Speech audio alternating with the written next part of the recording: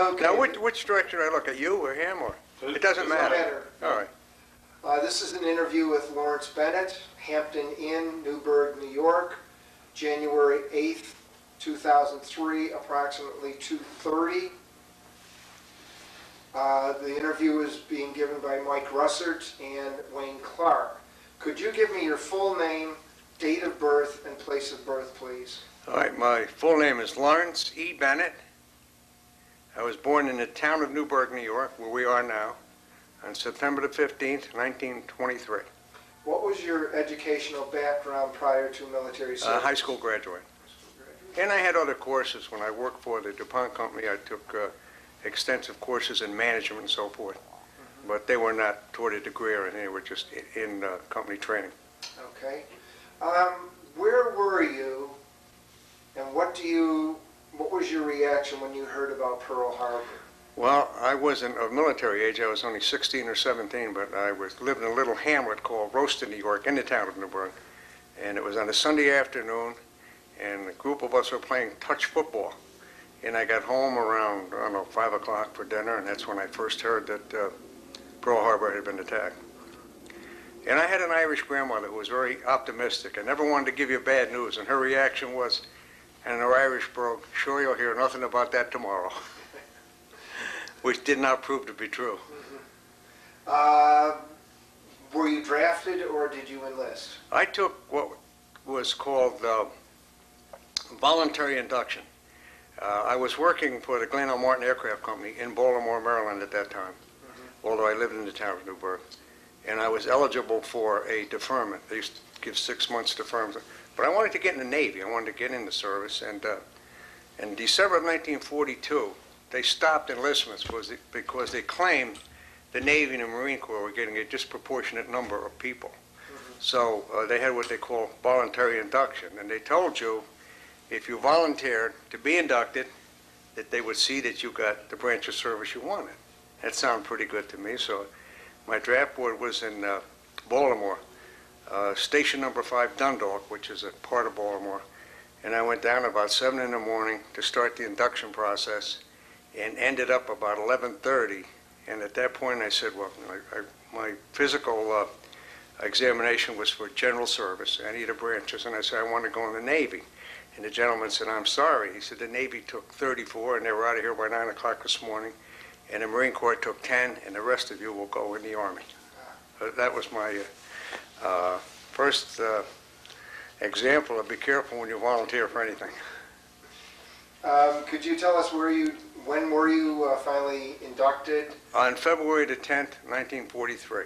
Okay, and could you just tell us about your basic training and so on? Well, I went to Fort Meade, Maryland, and I had the inductions, after I was inducted, and then shortly after that, about 2 days after that, I got on a troop train, and of course everything was secret then. You didn't know where you were going. But I knew we were heading in the general direction of south, because we had gone to Cincinnati, Ohio, and places, and I figured, well, this is great. I'm going to go to Texas, where they have a lot of Army Air Corps bases, and I'm going to get into the Army Air Corps. And that didn't happen to be true. They also had a lot of other camps there that were training infantry, so at about 4 o'clock in the morning, the train station pulled in this railhead, and there's a very huge sign that said, "Welcome to the 86th Black Hawk Infantry Division." That was my, and I thought, well, it's, all hope. Maybe I'll get in the ordnance, because I had worked as a machinist for Martin.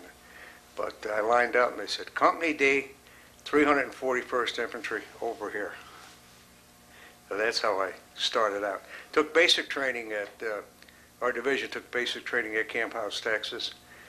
In the fall of 1943, went into the Louisiana maneuver area, which was the worst living conditions I had ever been under. It was winter, and don't anyone tell you it don't get cold and damp in Louisiana.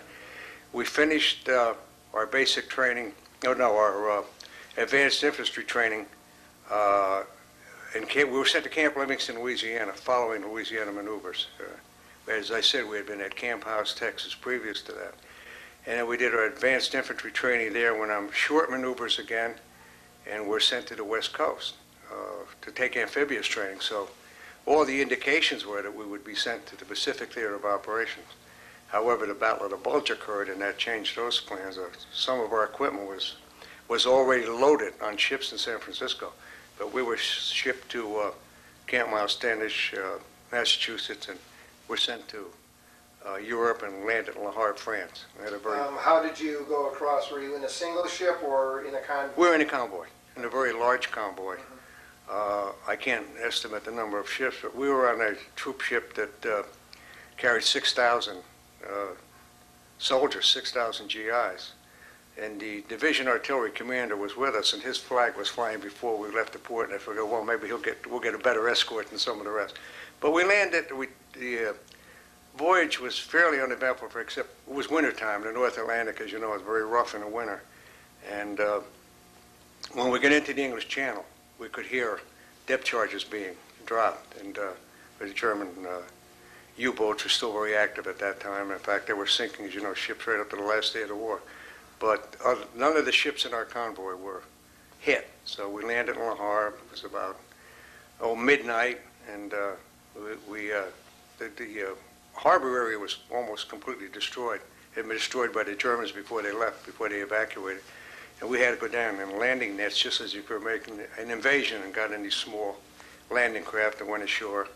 And were put on these trucks, or more like something to carry cattle, and it was a trailer towed by a tractor, and there was some straw on it, and you just laid in there until you got to the camp.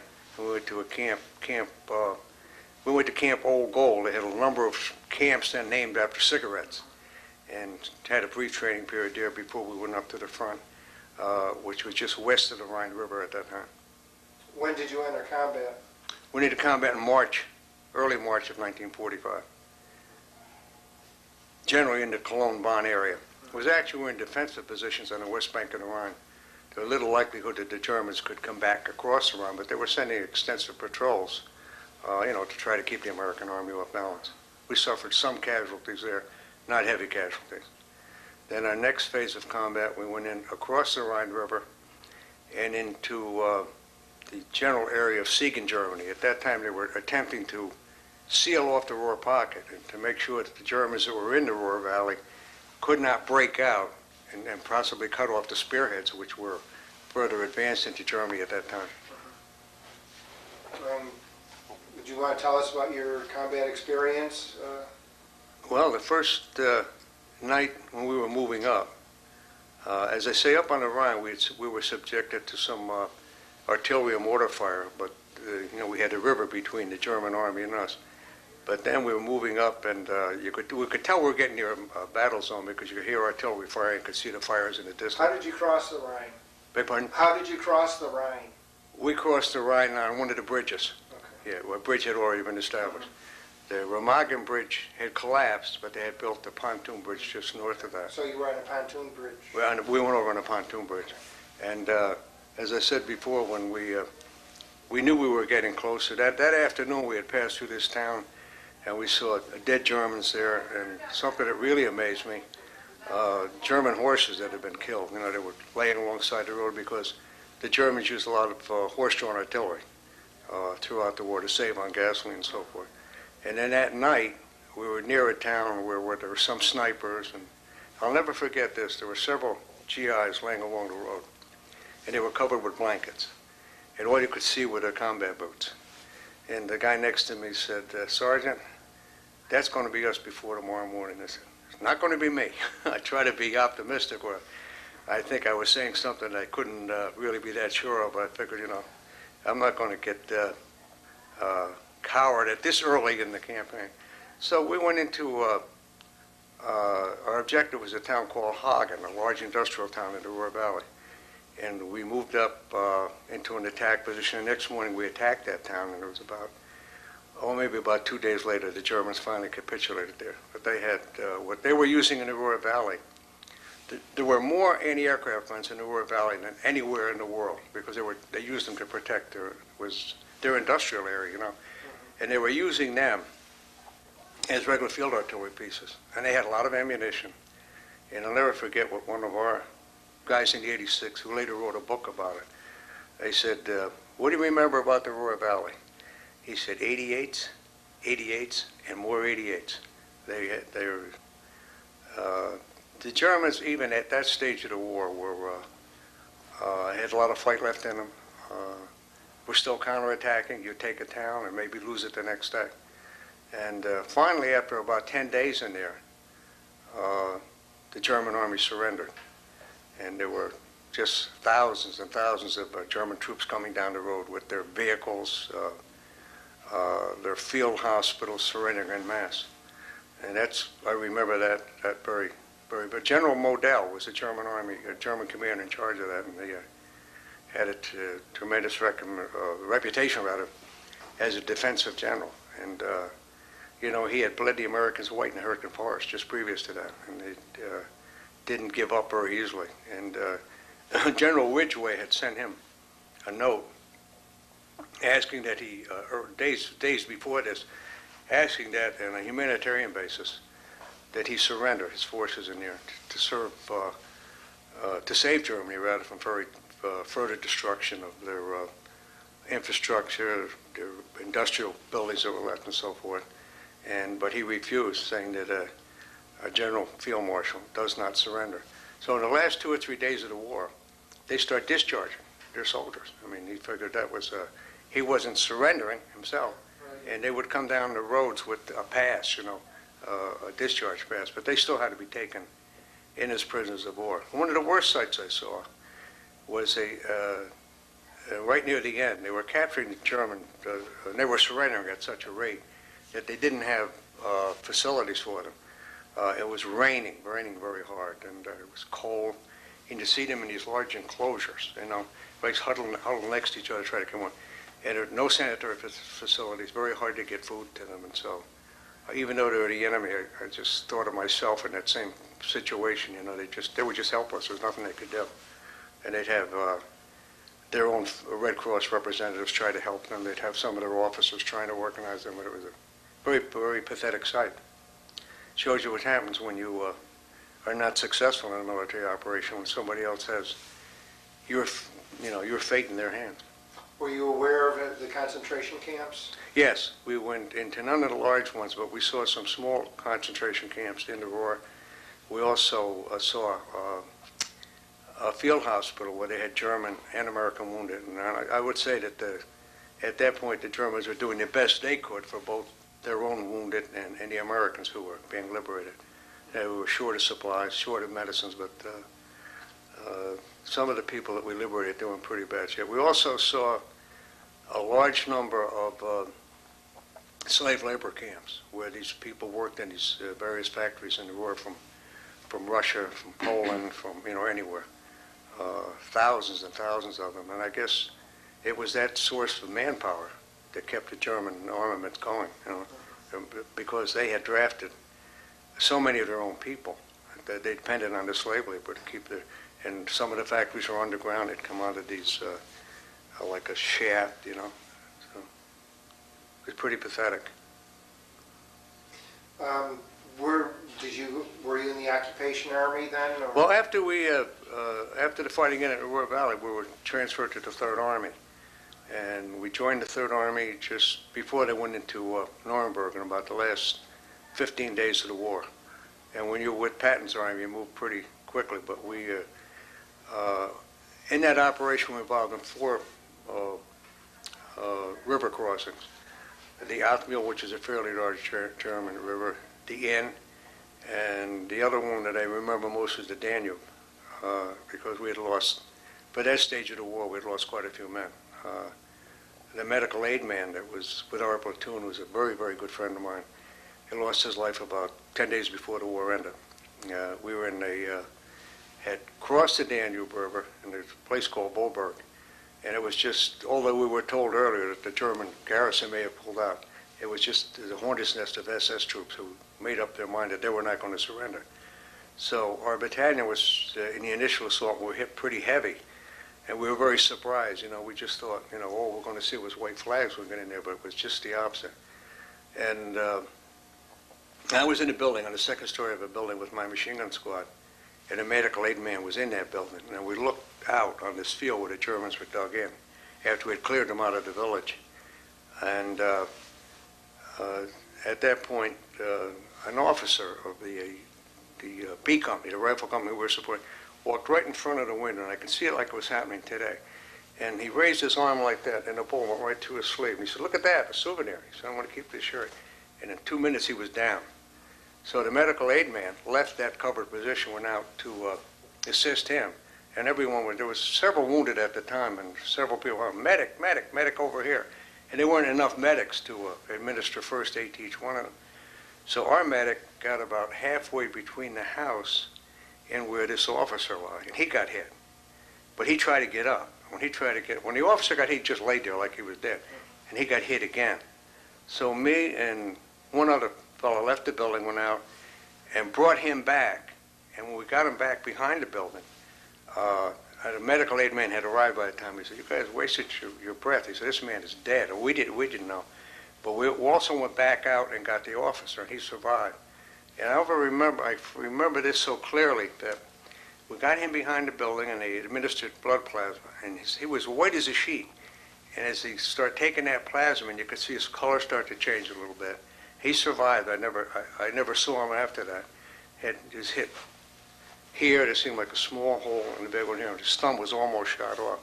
And the last I saw of him was the Germans had a lot of these, particularly in rural areas, they had these wagons that they hauled wood and things on, and they had like steel wheels on them. And they had him laying on this, and they were taking him back down towards the river to evacuate him. I heard since he had survived the war. I didn't see him since then. That's something I remember very, very. Now you received the Bronze Star for that. I received the Bronze Star with the Oak Leaf Cluster because my Bronze Star was not just for meritorious, but was also for what they called heroic. I don't want to try to appear to be a hero, but I was there, and I'm lucky I'm here. That same day, I could have lost my life. Our battalion lost about, maybe 25 or 26 killed and maybe 40 wounded in practically one day, which is a large loss for that period of the war.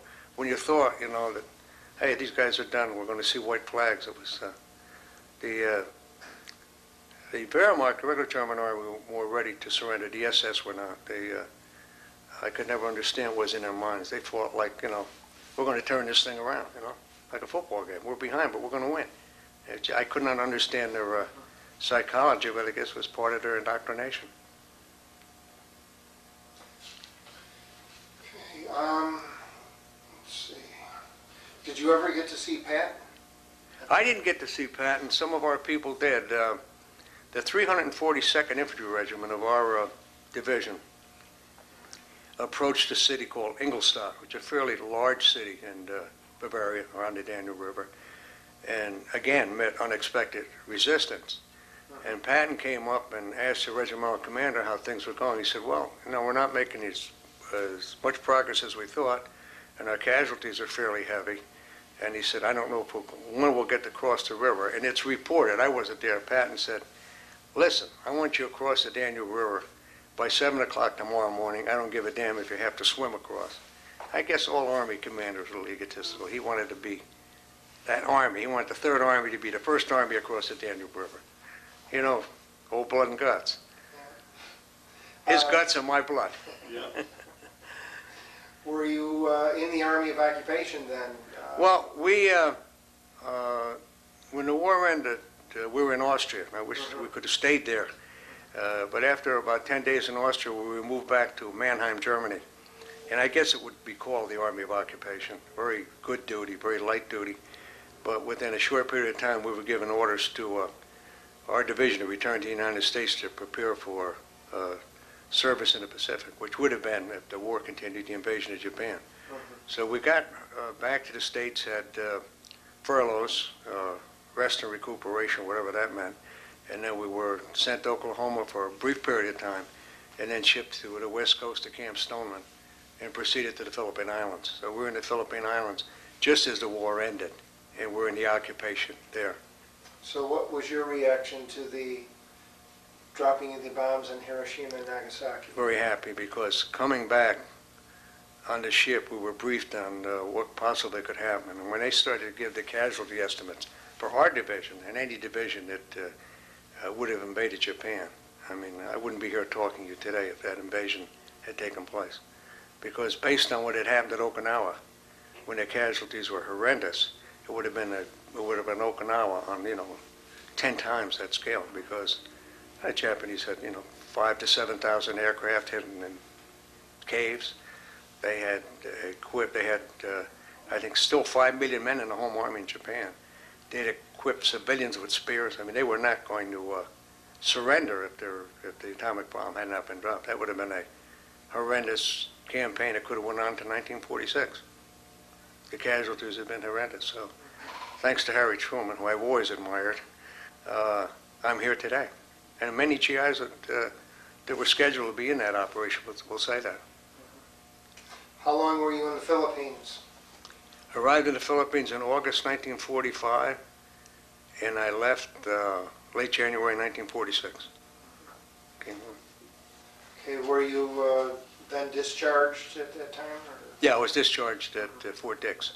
All right. Did you want to ask any questions before I... Go ahead.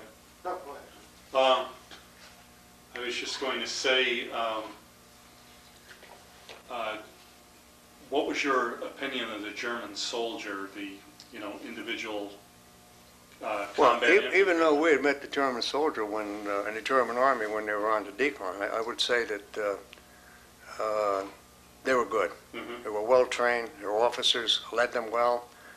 At that point in the war, did you notice like the soldiers being a lot younger, like maybe 15, 16-year-old Well, soldiers? at the very end in Bavaria, that was the case. Mhm. But in the Ruhr, German Army Group B was the largest army they had still intact. They were not, I didn't see particularly a lot of young people, maybe 19 or 20, the age of some of us. As the war got near the end, as the Germans had done in Berlin, they put kids in. I mean, they were young. But having said that, some people fail to realize that these kids, they trained since they were 10 years of age. I mean, they know how to handle weapons, even though they were only 15 or 16 years of age. And I remember saying to a German major who had surrendered, joking, I said, "You have kids in your army now?" He said, "Oh, yeah, we have kids." He said, "Those kids that you call," and he could speak English, "are better trained than many of your soldiers." He said, "Because we know from what we hear of your army that you take people in, train them for 17 weeks in infantry training camps, and then you send them to a division." He said, "These kids you call, I've been training since they were, and they were good. They were particularly good with the Panzerfaust, which was the German bazooka. So you never know when you're around at the bend somewhere if one of them were going to, we met some of them in the Ruhr. They would be in the wooded area, and they would attack a convoy or something. It just seemed to disappear. But that was a very lethal weapon. I mean, even they could knock a tank out with that. Ever hit a truck full of GIs? I mean, one of our, not in my regiment, one of the divisions, one of the regiments in our division was going through a town in the Ruhr Valley, which they thought might have been secured. And just before they got in there, they passed a wooded area, and they were attacked, and about 15 or 20 GIs were killed in this truck. And Panzerfaust just hit it and blew it to smithereens. So I would say their leadership was good. They knew how to take advantage of a hilly terrain. They knew how to defend rivers, and that continued right till the end of the war. They were first-rate soldiers. I mean, the fact that they were able to carry on a war against, major allies like England, the United States, France, Russia, and survive proved that they were good soldiers. I didn't agree with their ideology, but they were good soldiers. Were you involved in some street fighting, city fighting? The most street fighting we were involved in was in two towns, Ludenscheid, Hagen, which is a large industrial city, street fighting in Boberg, and the 342nd more heavily in Ingolstadt. That was house-to-house fighting there, mostly against SS troops. Now, you thought the SS troops, you rate them much higher than the other German soldiers? I would say they were, I don't know if they were higher, but they were very fanatical about defending. They just didn't give up easily. I don't recall seeing like a large group of SS troops give up, where with the German army, the Wehrmacht, they would hide in basements, attics, and so forth, and the first chance they got, when things quieted down, you'd see them come out, throw their weapons down and come out, or put a white flag in a window. Okay, I notice after the war you joined the National Guard. I was in the National Guard for 2 years. the 170th Field Artillery of the 27th Infantry Division. And I enlisted for a year, and I was extended for a year. But our division was not called up. Some Guard divisions were, but the 27th was not. I was in the Field Artillery then. Did you ever make use of the GI Bill? No, I did not. I did not. I should have, but I did not. I came back and went to work for the DuPont Company here in Newburgh, which is the largest, one of the largest employers we had. Worked for them for a good number of years, and they were purchased by another company called Stauffer Chemical Company. So between the two companies, I had 31 years of service. While I was working there, I was elected as a member of the town board, sort of a miracle in this Republican town to have a Democrat elected. But I was, and I went on to become supervisor, and later on elected to the New York State Assembly and served there for 12 years. I served on the Veterans Committee, and I was very proud that I was able to pass the first studies bill to get long-term veterans care for New York State. It just seemed to languish, nothing was happening. But since then, we've had several. The one in Queens, several have been open since, the one in Batavia, and so forth. So that's one of the things that I was pleased that I could be in a position, as a GI, as a veteran, to have some influence on legislation later on in Albany. Did you join any veterans groups after the war? Yes, I joined the American Legion. I joined the Veterans of Foreign Wars, the Catholic War Veterans, and I'm a member of the Combat Infantrymen's Association as well. Are you active in all of those? Or? I'm not active in all of them, but I'm probably more active now in the Veterans of Foreign Wars. Now also, some years ago, in 1985, our division formed a 86 Black Hawk Division Association. I joined that immediately, and for 6 years, I was the treasurer. And at that time, we had over 2,000 members, so that 6 years was like a full-time job. There was something coming across my desk at home every day. I enjoyed it. We have reunions every year. Okay, that's the next question. Have you attended reunions? Yes, I have. I've attended almost every reunion. Have you stayed in contact with anyone that was with you? Oh, yes. We had, before our division association was formed in 1985, beginning in as early as 1948, our Company D, 341st Infantry, have held reunions. In the beginning was every 3 or 4 years, whenever a group of us got together.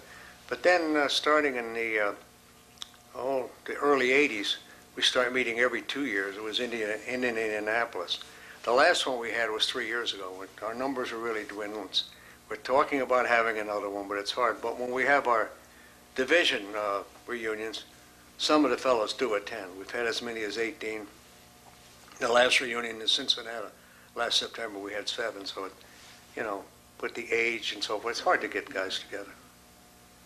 The spirit is there. Question Wayne has been asking lately, how about the replacements that came into your unit? How were they treated?